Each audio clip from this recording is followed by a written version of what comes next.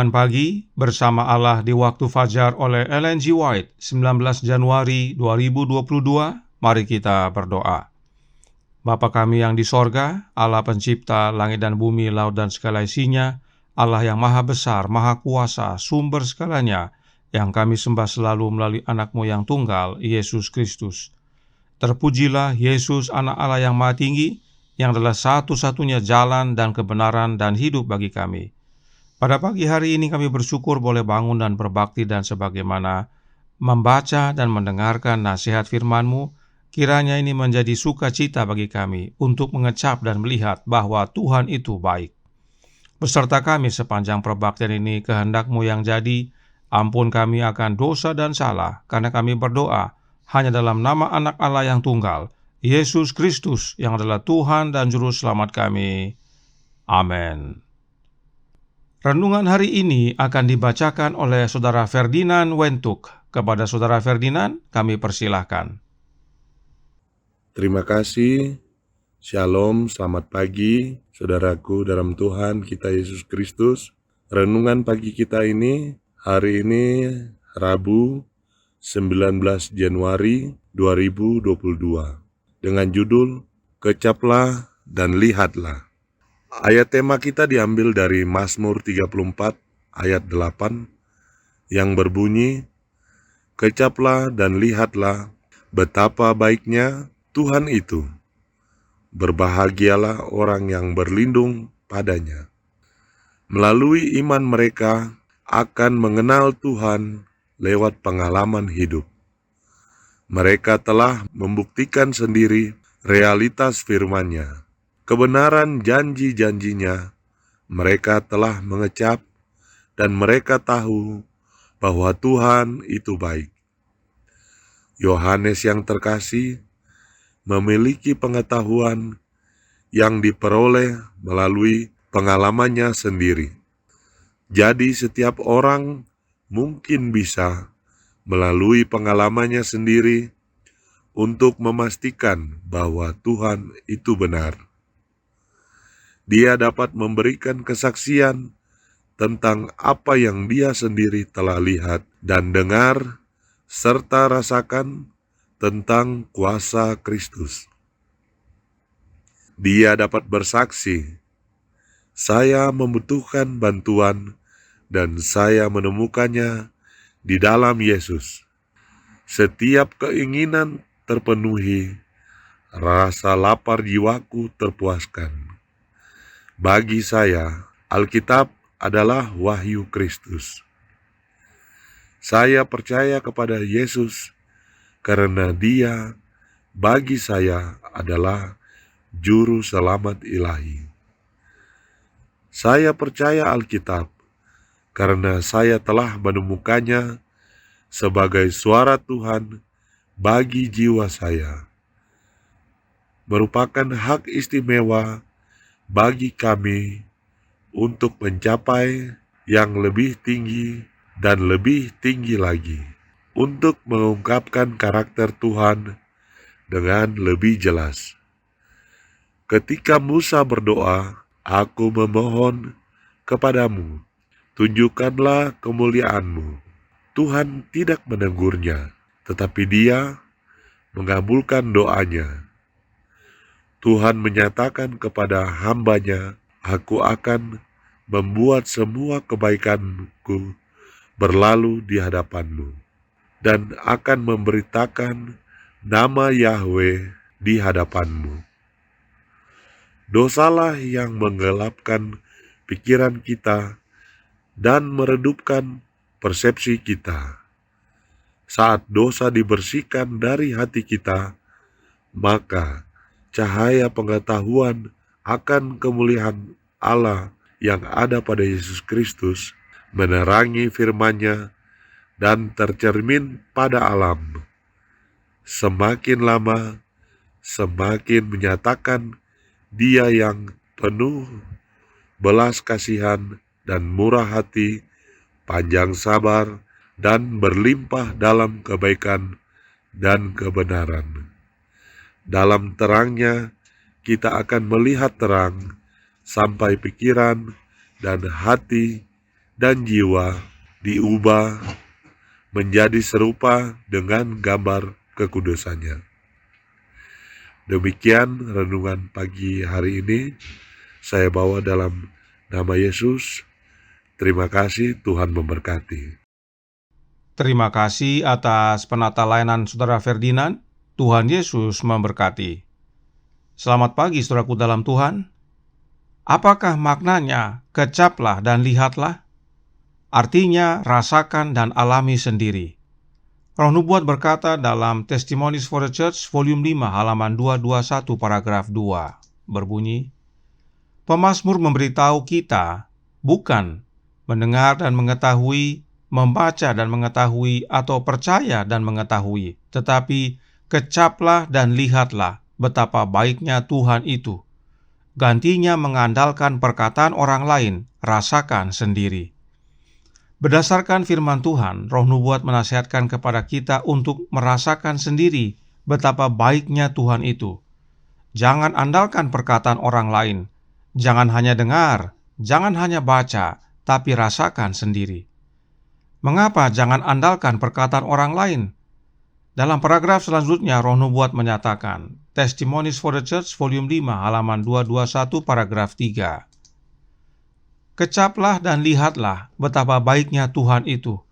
Beberapa, ya sejumlah besar, memiliki pengetahuan teoritis tentang kebenaran agama, tetapi tidak pernah merasakan kuasa pembaruan kasih karunia ilahi di dalam hati mereka sendiri. Orang-orang ini selalu lambat untuk mengindahkan kesaksian peringatan, teguran, dan instruksi yang dinyatakan oleh Roh Kudus.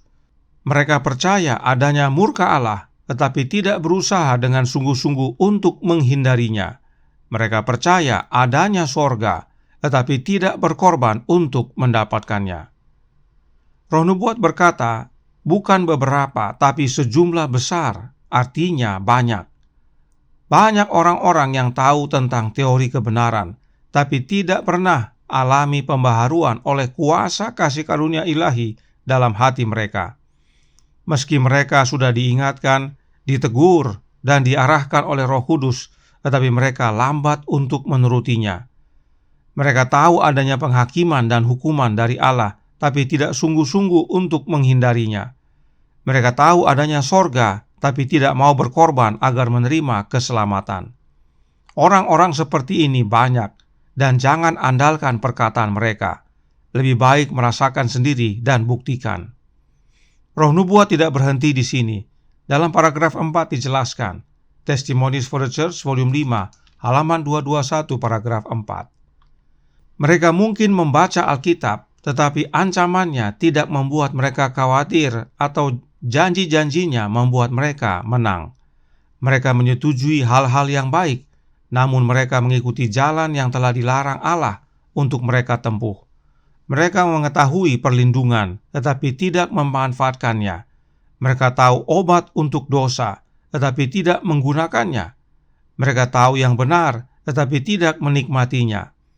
Semua pengetahuan mereka hanya akan menambah penghukuman mereka. Mereka tidak pernah merasakan dan belajar melalui pengalaman bahwa Tuhan itu baik. Semua yang mereka ketahui hanya akan menambah penghukuman mereka. Bagaimana kita mau andalkan perkataan orang-orang seperti ini? Mereka tidak pernah rasakan dan alami bahwa Tuhan itu baik. Bagaimana mungkin kita mau andalkan perkataan mereka? Tidak heran Roh Nubuat menasihatkan untuk rasakan sendiri, alami sendiri bahwa betapa baiknya Tuhan itu. Sekarang pertanyaannya, siapakah Tuhan yang dimaksudkan? Renungan hari ini dikutip dari Testimonies for the Church, volume 8, dan kembali Roh Nubuat mengutip 1 Yohanes 1 ayat 1-3 yang berkata, apa yang telah ada sejak semula, yang telah kami dengar, yang telah kami lihat dengan mata kami, yang telah kami saksikan, dan yang telah kami raba dengan tangan kami tentang firman hidup, itulah yang kami tuliskan kepada kamu. Hidup itu telah dinyatakan, dan kami telah melihatnya, dan sekarang kami bersaksi dan memberitakan kepada kamu tentang hidup kekal yang ada bersama-sama dengan Bapa dan yang telah dinyatakan kepada kami. Apa yang telah kami lihat dan yang telah kami dengar itu kami beritakan kepada kamu juga, supaya kamu pun beroleh persekutuan dengan kami. Dan persekutuan kami adalah persekutuan dengan Bapa dan dengan Anaknya, Yesus Kristus. Tuhan yang dimaksudkan adalah Allah Bapa, sebab Tuhan yang dinyatakan dalam ayat inti renungan hari ini adalah Tuhan dalam huruf besar yang berasal dari kata Ibrani Yahweh atau Jehovah. Dan sebagaimana pelajaran-pelajaran sebelumnya, Jehovah adalah Allah Bapa. Itu sebabnya renungan hari ini mengutip yang berikut ini. Bersama Allah di waktu fajar halaman 34 paragraf 2. Dikatakan, ketika Musa berdoa, aku memohon kepadamu, tunjukkan kemuliaan-mu. Tuhan tidak menegurnya, tetapi dia mengabulkan doanya. Tuhan menyatakan kepada hamba-Nya, aku akan membuat semua kebaikanku berlalu di hadapanmu, dan akan memberitakan nama Yahweh di hadapanmu. Saat Musa memohon agar Allah menyatakan kemuliaan-Nya, Tuhan dalam huruf besar setuju, lalu menyatakan karakternya kepada Musa. Sebab oleh pernyataan karakter Allah itulah nama Jehovah diproklamirkan, atau nama Yahweh. Sebab memang Tuhan dalam huruf besar itu adalah Jehovah, dan dia adalah Allah Bapa. Tentang hal ini, Roh Nubuat menyatakan dalam Signs of the Times Juni 27 tahun 1895, paragraf 1, dikatakan, tujuan terbesar yang membawa Kristus ke bumi adalah untuk menyatakan Bapa. Ketika Musa ingin mengenal lebih dekat dengan Allah dan telah berdoa, perlihatkanlah kiranya kemuliaan-mu kepadaku. Tuhan menjawab, aku akan melewatkan segenap kegemilanganku dari depanmu dan menyerukan nama Tuhan di hadapanmu. Aku akan memberi kasih karunia kepada siapa yang kuberi kasih karunia, dan mengasihani siapa yang ku kasihani.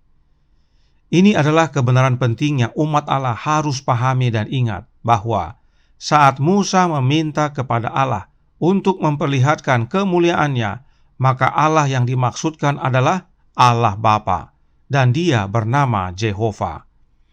Karenanya saat Musa memohon untuk Allah Bapa menyatakan kemuliaan-Nya, siapa yang datang untuk menyatakan karakter Bapa?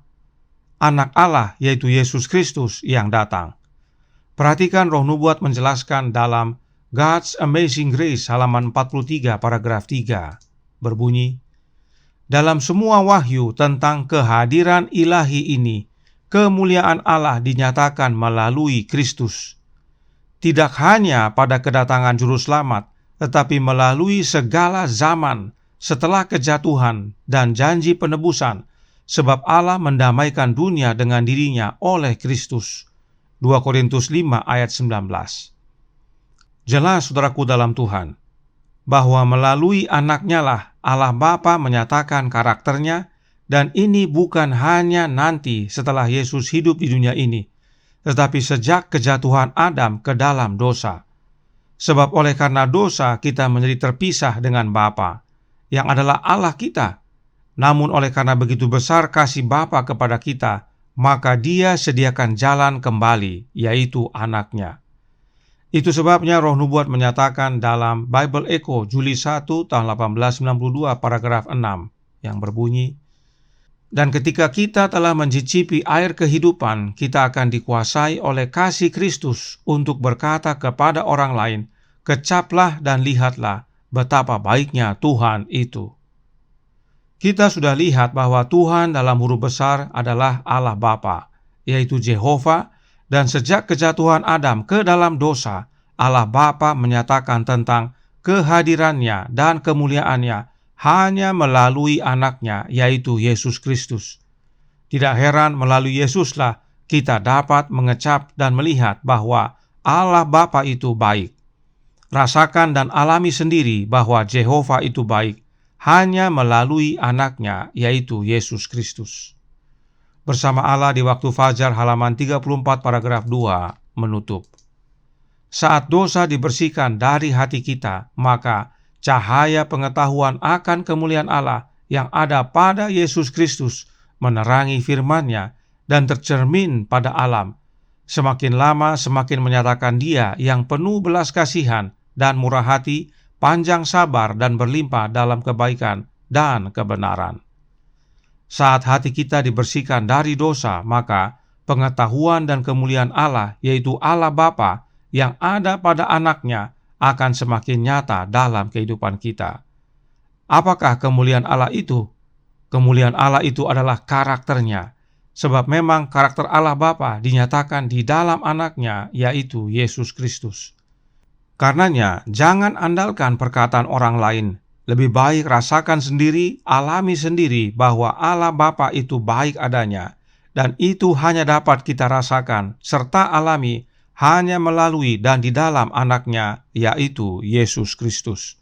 Tuhan memberkati. Saya bawa dalam nama Yesus. Amin. Mari kita berdoa. Bapa kami yang di sorga, Allah pencipta langit dan bumi, laut dan segala isinya, Allah yang maha besar, maha kuasa, sumber segalanya, yang kami sembah selalu melalui Anak-Mu yang tunggal, Yesus Kristus. Terima kasih nasihat pada pagi hari ini, agar kami mengecap dan melihat dengan sendiri, alami sendiri, bahwa Tuhan itu baik, yaitu Allah Bapa, dan satu-satunya jalan untuk merasakan semuanya hanya di dalam Anak-Mu yang tunggal, Yesus Kristus.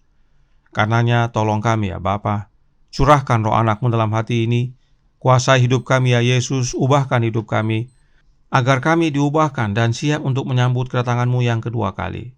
Beserta kami sepanjang hari ini, kehendak-Mu yang jadi, ampun kami akan dosa dan salah, karena kami berdoa hanya dalam nama Anak Allah yang tunggal, Yesus Kristus, yang adalah Tuhan dan Juru Selamat kami. Amin.